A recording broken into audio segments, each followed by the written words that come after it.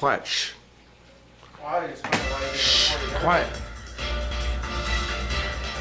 Well, every time Contact 13 inducts a new member into the HOA Hall of Shame, the same questions come up. Where's the voice of reason? And whatever happened to love thy neighbor? As Chief Investigator Darcy Spears tells us, it seems one HOA is repeatedly forgetting that concept. So, once again, Southern Highlands enters our HOA Hall of Shame.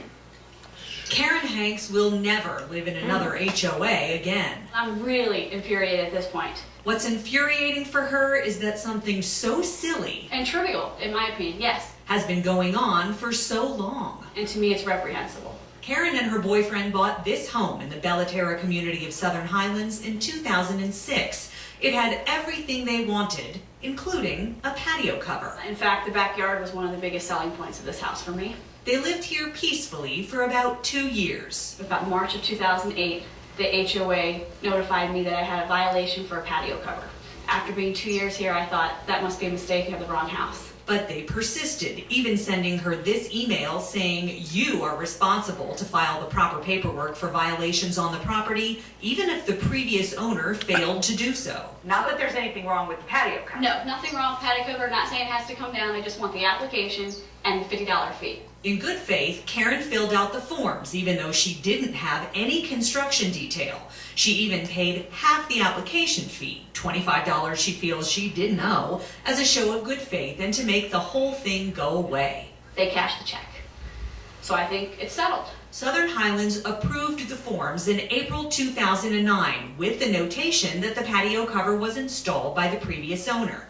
But that didn't stop the fines. The HOA sent this letter in July 2009 saying they'd remove $550 in fines if she paid $25 more for the violation. They're just sticking to their guns that stringently. Yes, so I stuck equally to my guns, and I said, no, I'm not doing it. She's a homeowner and a lawyer who knows her rights and knows the law. She told them so and refused to pay the additional $25. It's all principle at this point, and I'm very aware of that. She says she heard nothing until May of this year when Southern Highlands sent this letter saying they intended to lien her house.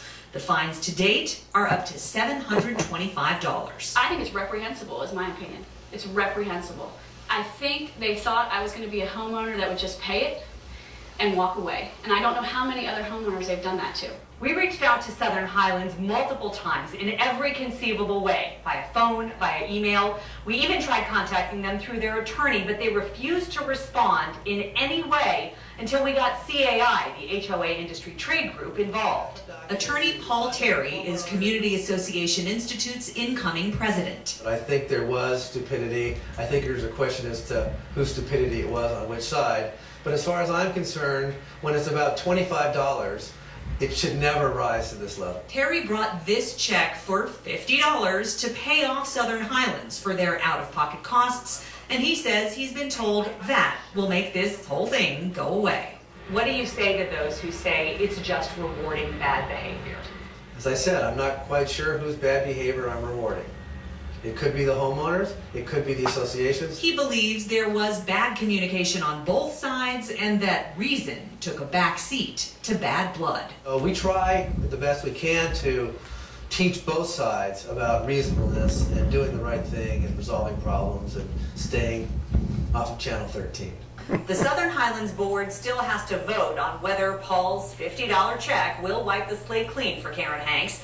We'll be following this very closely to see if they make good on that. Darcy Spears, Channel 13, Action News.